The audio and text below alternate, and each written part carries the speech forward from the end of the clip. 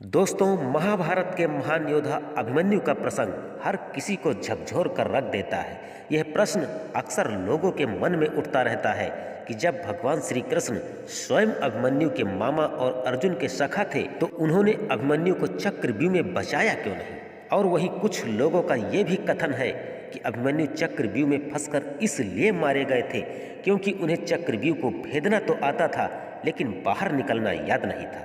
इसके अलावा भी कुछ कारण और भी थे जिनके चलते अभिमन्यु मारे गए थे। अभिमन्यु को चक्रव्यूह में फंसकर मरने का सबसे पहला कारण कृष्ण की चाल थी। जी हाँ, भगवान श्री कृष्ण की नीति के चलते ही अर्जुन पुत्र अभिमन्यु को चक्रव्यूह भेदने का आदेश दिया गया। यह जानते हुए भी कि अभिमन्यु चक्रव्यूह भेदना तो जानते हैं लेकिन उससे बाहर निकलना जानते नहीं है। अभिमन्यु के चक्रव्यूह में जाने के बाद उन्हें चारों ओर से घेर लिया गया। घेर कर उनकी जयद्रथ सहित 7 योद्धाओं द्वारा निर्मम तरीके से हत्या कर दी गई, जो कि युद्ध के नियमों के विरुद्ध था।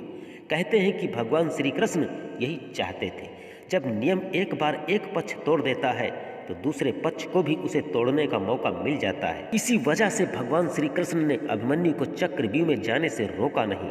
और अभिमन्यु को चक्रव्यूह में फंसकर मरने का दूसरा कारण यह था कि चक्रव्यूह के अंदर अन्य पांडव योद्धा अभिमन्यु के साथ जा नहीं पाए। प्लानिंग के मुताबिक यही सोचा गया था कि अभिमन्यु व्यूह को तोड़ते हुए जब अंदर प्रवेश करेगा उसी के साथ अन्य योद्धा भी उसके पीछे से व्यूह के अंदर घुस जाएंगे।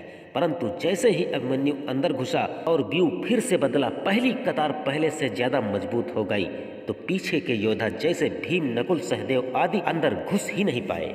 युद्ध में शामिल योद्धाओं में अभिमन्यु के स्तर के धनुर्धर 2-4 ही थे। अभिमन्यु चक्रव्यूह के अंदर घुसता तो चला गया लेकिन अकेला, नितांत अकेला, उसके पीछे कोई नहीं आ पाया। और अभिमन्यु को चक्रव्यूह में फंसकर मरने का तीसरा कारण था लड़ते लड़ते थक जाना। जैसे जैसे अभिमन्यु चक्रव्यूह के अंदर पहुंचता गया वैसे वैसे वहां कौरव पक्ष के योद्धाओं का घनत्व और योद्धाओं का कौशल उन्हें बढ़ता हुआ मिला, क्योंकि वे सभी योद्धा युद्ध नहीं कर रहे थे जबकि अभिमन्यु अकेला युद्ध करता हुआ अंदर पहुंचता। अकेले व्यूह रचना तोड़ने के कारण मानसिक और शारीरिक रूप से थके हुए थे और वही कौरव पक्ष के योद्धा ज्यादा थे। ऐसे में यदि अभिमन्यु के पास चक्रव्यूह से निकलने का ज्ञान होता तो वे बच जाते, या उनके पीछे अन्य पांडव योद्धा भी उनका साथ देने के लिए आते तो भी अभिमन्यु बच जाते। लेकिन थकान और अकेले के कारण वे अधिक देर तक जोश और होश में लड़ नहीं पाए। और अभिमन्यु को चक्रव्यूह में फंसकर मरने का चौथा कारण युद्ध नियम के विरुद्ध हत्या। अर्जुन पुत्र अभिमन्यु ने कुशलता पूर्वक चक्रव्यूह के 6 चरण भेद लिया।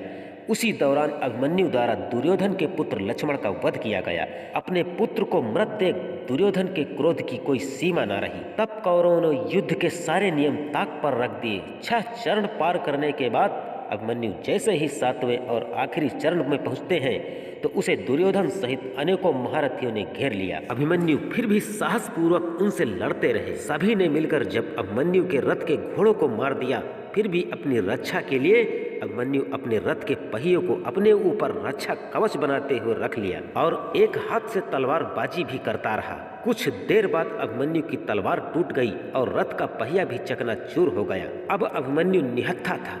युद्ध के नियम के तहत निहत्थे पर वार नहीं करना था, किंतु तभी पीछे से निहत्थे बिचारे अभिमन्यु पर जोरदार तलवार का प्रहार किया गया।